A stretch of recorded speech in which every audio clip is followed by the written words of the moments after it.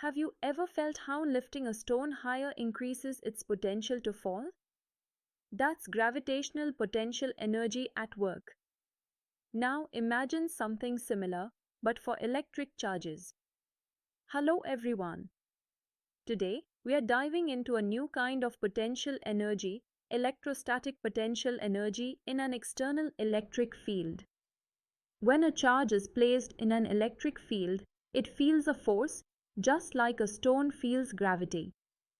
And just like lifting a mass changes its gravitational energy, moving a charge within an electric field changes its electric potential energy. The potential energy U of a charge Q at a point where the electric potential is V is given by the formula U equals Q multiplied by V. This is just like U equals mgh in gravity. But here, it's the electric potential instead of height. Also, because the charge doesn't affect the external field, this makes calculations neat and straightforward, something we love in physics. And as you can see in the visual, a positive test charge placed in a uniform electric field experiences a force that pushes it in the direction of the field. Let's now talk about energy transformation, how work done by or on a charge becomes potential energy. Imagine you're pushing a charge through an electric field. The field either helps or resists the motion depending on the direction, and this determines the work done. The work done in moving a charge Q from point A to point B is given by W equals Q times open bracket V sub A minus V sub B close bracket.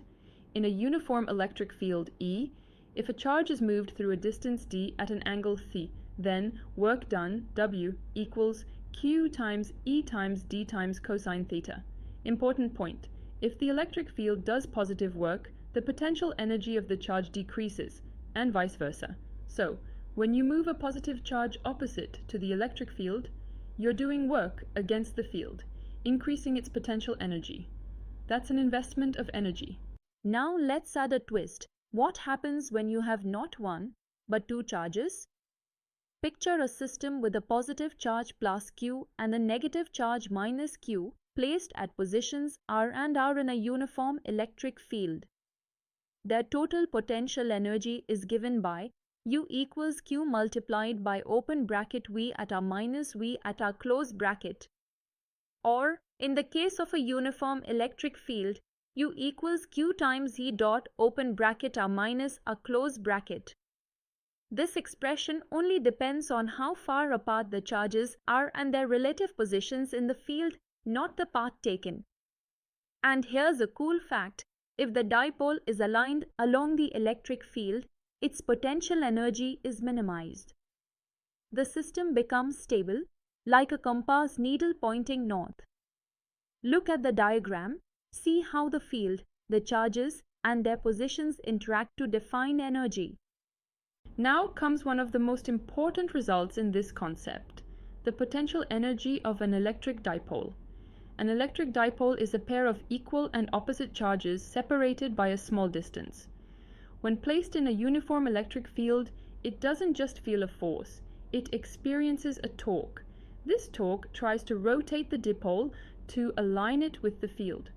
The potential energy of a dipole in the field is given by the elegant equation U equals negative P dot E, which is the same as U equals minus PE cosine theta, where P is the dipole moment and theta is the angle between the dipole and the electric field.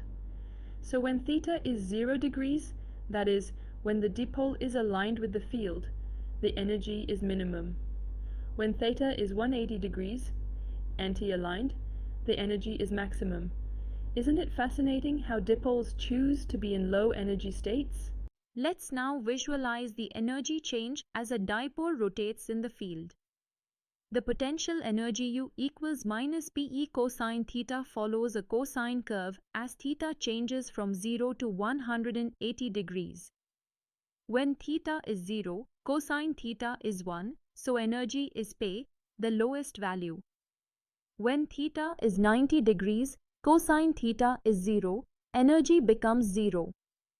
At 180 degrees, cosine theta is negative 1, energy becomes plus P, the highest point on the graph. In the diagram, you can see this cosine wave, smooth, periodic, and symmetric. Dipoles always want to fall into the valley of minimum energy. That's why they tend to align with the field. This principle plays a huge role in materials science, molecular chemistry, and even how certain types of memory storage work. Let's now take on a numerical example to really cement our understanding of potential energy in an external electric field. Here's the problem.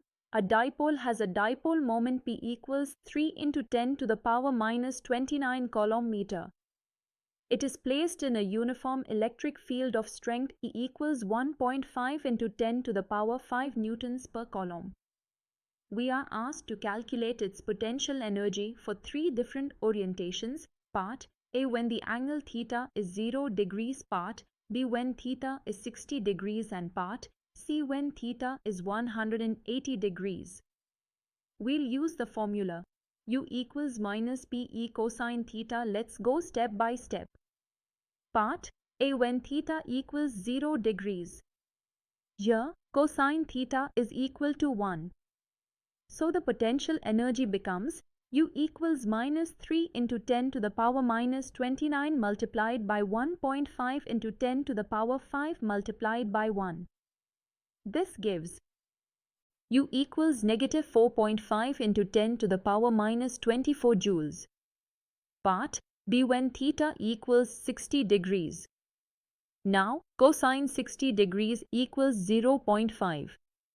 So we get U equals minus 3 into 10 to the power minus 29 multiplied by 1.5 into 10 to the power 5 multiplied by 0.5. This results in U equals negative 2.25 into 10 to the power minus 24 joules. Part C when theta equals 180 degrees. Here, cosine theta is negative 1. So the potential energy becomes U equals minus 3 into 10 to the power minus 29 multiplied by 1.5 into 10 to the power 5 multiplied by negative 1. This gives U equals positive 4.5 into 10 to the power minus 24 joules. What can we conclude? The potential energy is minimum when the dipole is aligned with the field that's at 0 degrees. It becomes maximum when anti-aligned at 180 degrees.